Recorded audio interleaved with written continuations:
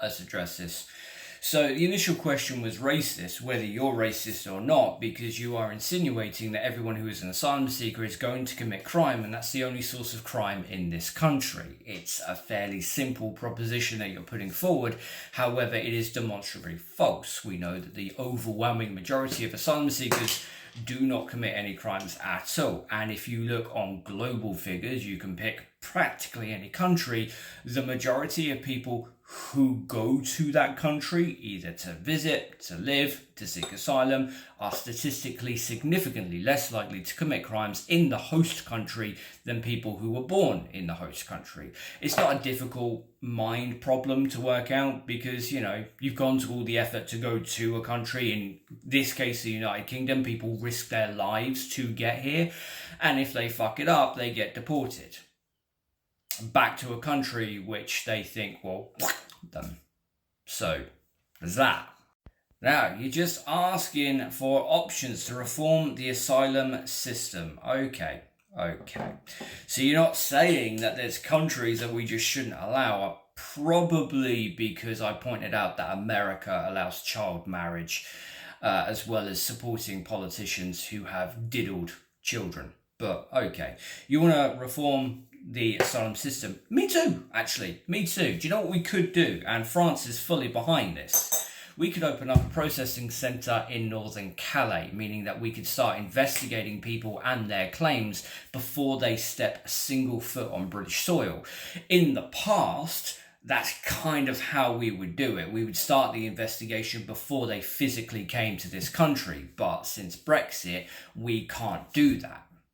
In fact, we could have done that even if we weren't in the European Union. We just have to have an agreement with France, which we've kind of already got numerous agreements in the first place. But the reason why it got proper fucked up with Brexit is, let's say you have 1,000 people and they come into Turkey and they all say, look, we're here to claim asylum.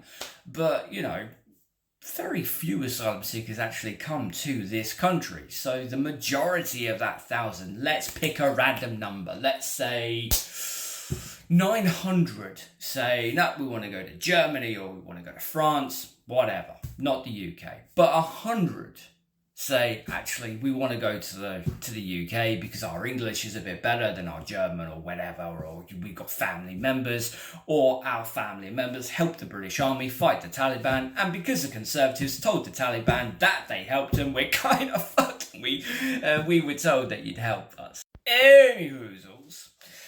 Because we were part of a number of international agreements across the land of Europe, the actual investigation would kind of start before those 100 people came anywhere near our country. What would happen is European authorities would come to the people of good old blood here, the investigation teams and what of the not, and say, hey, Jim McBobson over there is claiming asylum. Now, these are the checks that we've already done, yeah? Right? These are the checks that we've already done.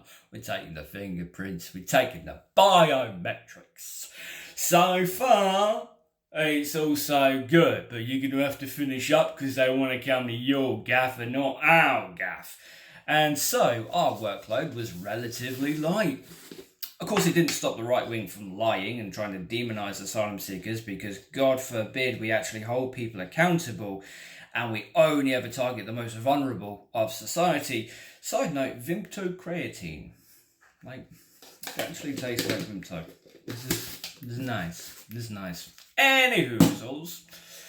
So the authorities would pass those people on to us, having started an investigation in the first place. Now, we don't get any of that. And sure, we can request the information.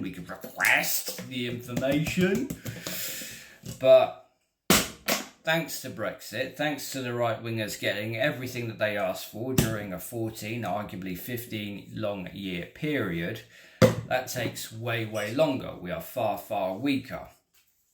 Far, far weaker because the right wing got exactly what they wanted. It's just they didn't understand they were asking to make themselves weaker and the country more vulnerable.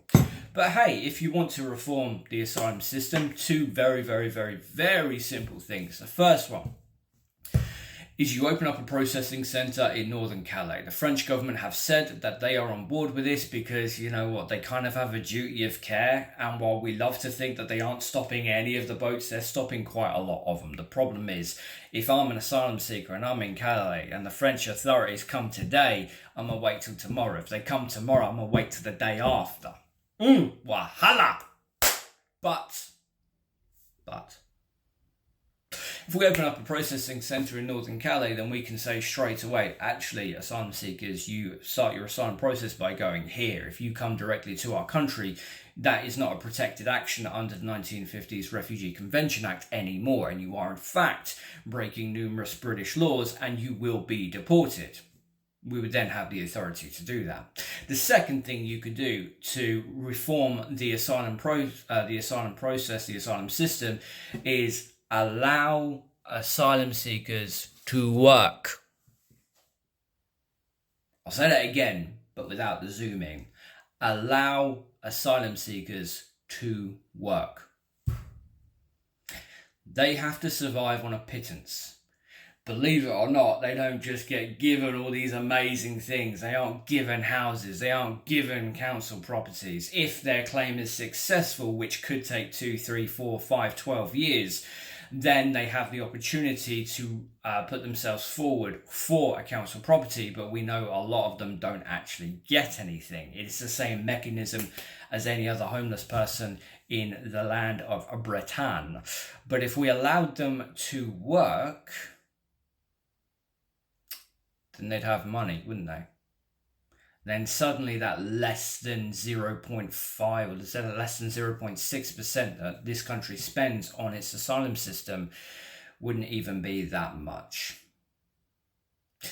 But if you're going into it with the notion that asylum seekers commit crimes, that's why I called you racist. Because that's a racist opinion to have.